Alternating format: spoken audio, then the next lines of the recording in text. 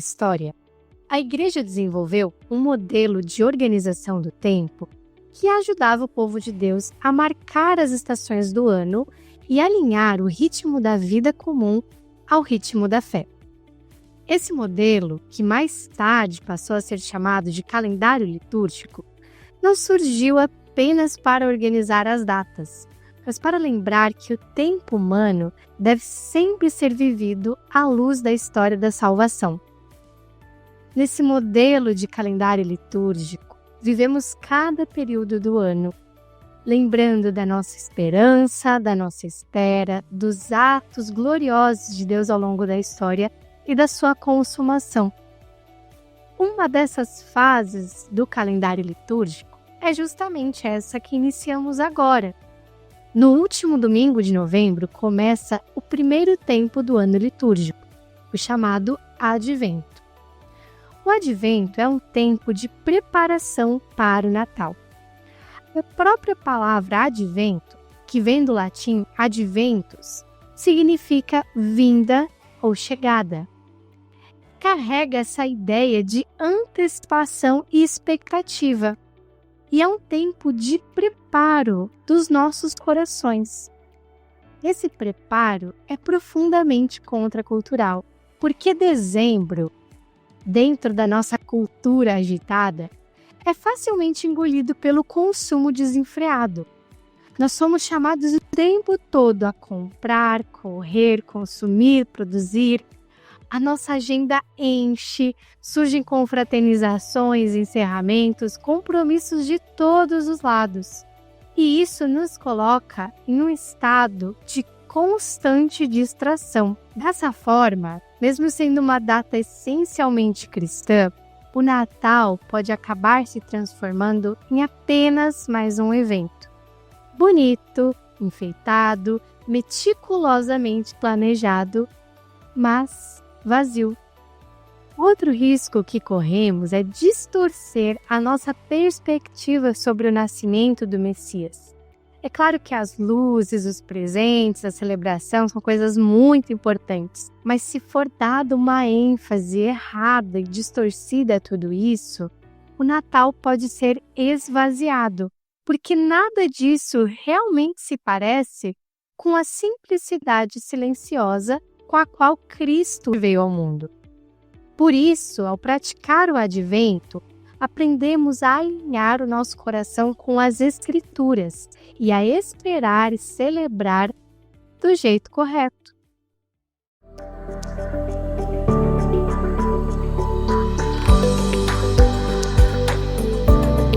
Foi pensando em todas essas questões que eu e meu esposo decidimos escrever uma sequência de reflexões devocionais para esse tempo de preparação. Nós preparamos esse material e disponibilizamos gratuitamente. E ele foge um pouquinho do padrão encontrado, que normalmente caminha até o dia 25. Na nossa experiência particular como pais, nós percebemos que até o Natal havia um bom avanço e uma consolidação do plano de salvação na mente do nosso filho. Mas depois disso, as coisas ficavam tumultuadas. Toda aquela construção até o Natal se dissolvia entre o Natal e o Ano Novo.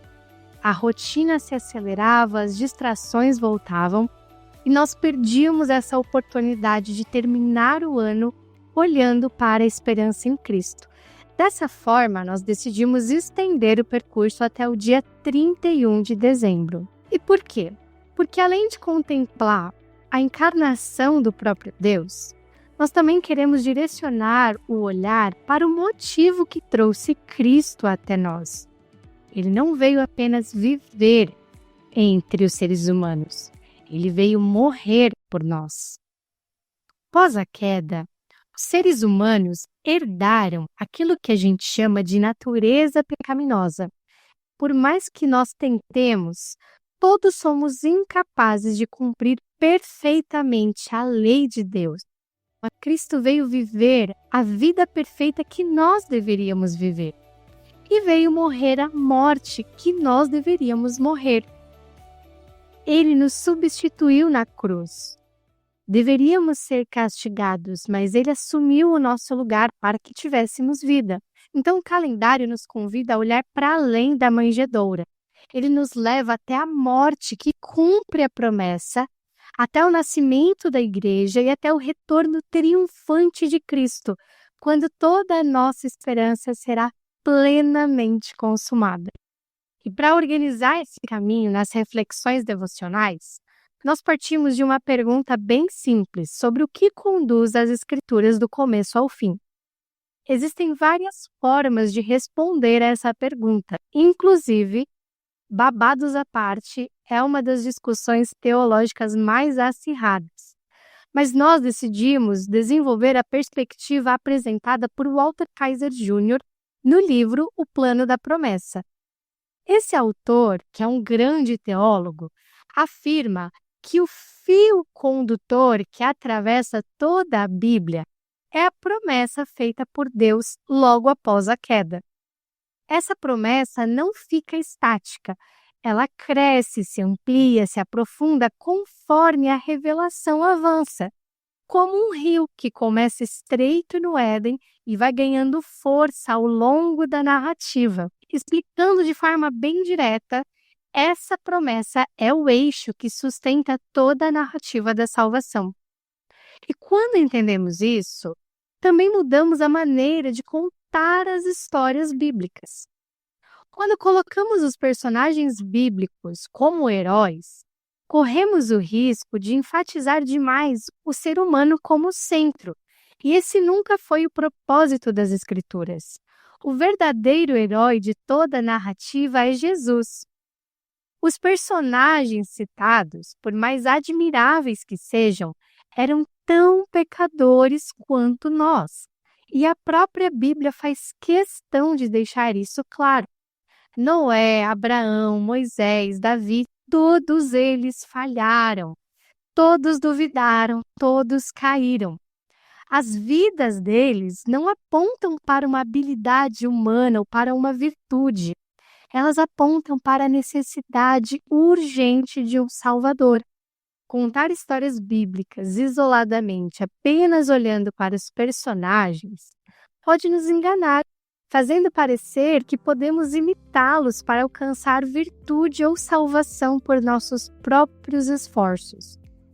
Mas, na verdade, cada narrativa nos lembra que a salvação não depende de nós, mas da fidelidade de Deus à sua promessa de redenção, que foi cumprida em Jesus Cristo, o Messias, que venceu o pecado e restaurou a nossa comunhão com Deus.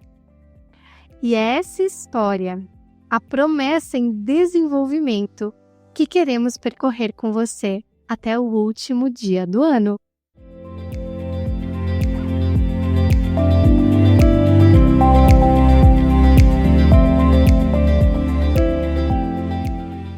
Se você é um papai, uma mamãe ou um responsável, eu gostaria de deixar algumas recomendações básicas para que esse momento de reflexão com os seus pequenos seja um momento mais proveitoso. Em primeiro lugar, ore pedindo ao Espírito Santo para conduzir esse momento e para que ele ilumine o coração da criança, pois só ele é capaz de abrir os olhos para a verdade. Todos nós nascemos pecadores e incapazes de buscar a Deus. E o mesmo vale para o seu filho. É o Espírito Santo quem o atrai para Jesus. É Ele quem pode dar a vida e transformar os corações.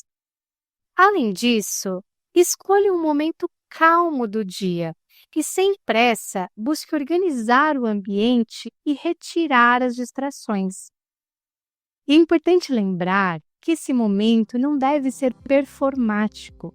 Não se preocupe em cumprir listas ou ter uma leitura perfeita.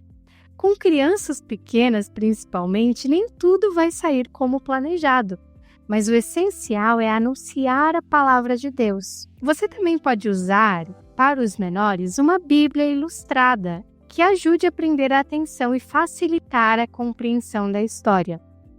Já para as crianças maiores, a partir dos 6 anos, traduções como a Nova Versão Transformadora ou a Nova Tradução em Linguagem de hoje podem tornar a leitura mais acessível.